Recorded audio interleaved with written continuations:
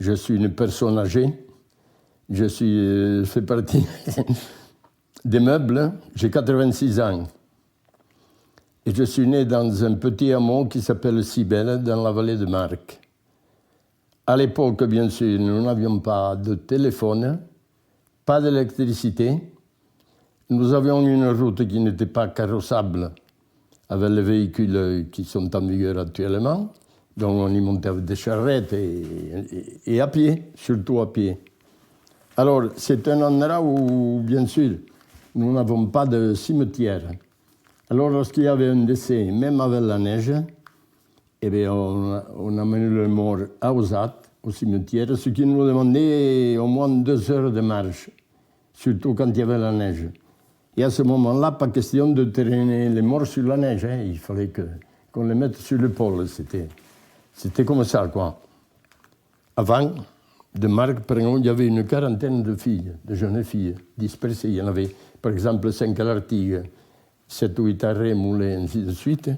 On se réunissait 2 fois par semaine pour danser, surtout l'hiver. Et même l'été, des fois, bon, l'été, on descendait aux fêtes. Alors, la danse, j'ai toujours aimé danser, et je l'ai connue au bal. Moi, je descendais à pied pour danser à Ville-de-Sceaux. Elle aimait danser, et ça continue jusqu'à maintenant. On vivait, bien sûr, du système pastoral. L'été, bien sûr, on amenait les bêtes en montagne, et on passait 4 mois dans les orges, ce qu'on appelle les cabanes en pierre.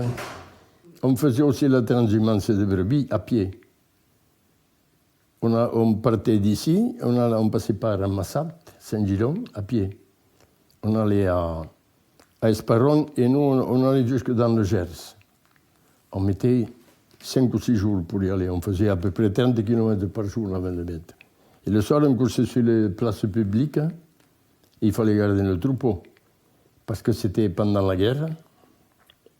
Surtout pendant la guerre. Et alors, il y a des gens qui essayaient de nous en resquier quelqu'une, vous savez, le soir. Essayaient qu'on s'endorme pour resquier un agneau ou quelque chose. Alors, il fallait surveiller comme sur le feu.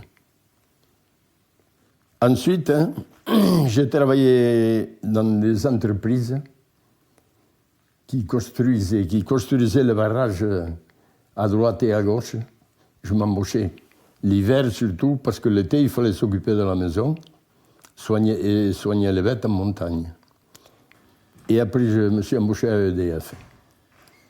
Alors, à EDF, le travail me plaisait par sa diversité, parce que j'allais beaucoup en montagne, je conduisais les téléphériques, je faisais le chauffeur, puis j'ai fait pas mal de stages d'escalade par EDF, parce qu'il fallait des fois, vous savez, il fallait des moniteurs, on allait souvent en montagne. Il y a eu aussi la retirada, les Espagnols là. Ils sont venus. Et alors, bien sûr, ces Espagnols, après, ils étaient pris dans les camps de concentration qu'il y avait. Il y en avait un qui était à côté de Toulouse, là-bas. Et de ces Espagnols, malheureusement, à l'époque, ils travaillaient dans la galerie et ils minaient. Ils minaient à sec, il y avait la poussière qui partait partout, ils ont eu la silicose. Cette poussière, elle se déposait dans les poumons. Ça fait que presque tous ceux qui ont travaillé dans la galerie pendant longtemps, ils sont morts de la silicose. Comme dans les mines de charbon dans l'Est, là-bas. Et en plus, il y a eu Péchiné. Péchiné, oui, ça a permis à certains jeunes de s'embaucher.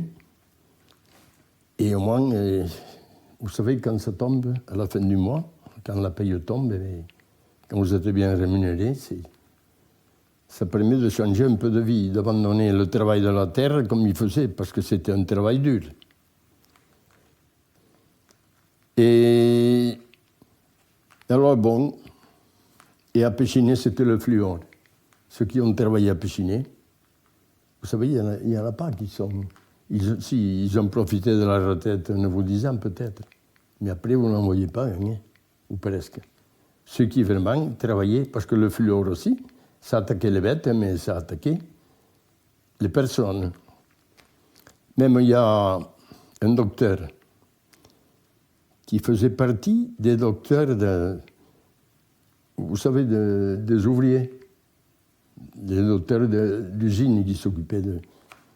Il a dévoilé un jour que ses patients avaient le fluor, et bien ils l'ont mis dehors. Et il s'appelle Dupuis, c'est le père Dupuis, là.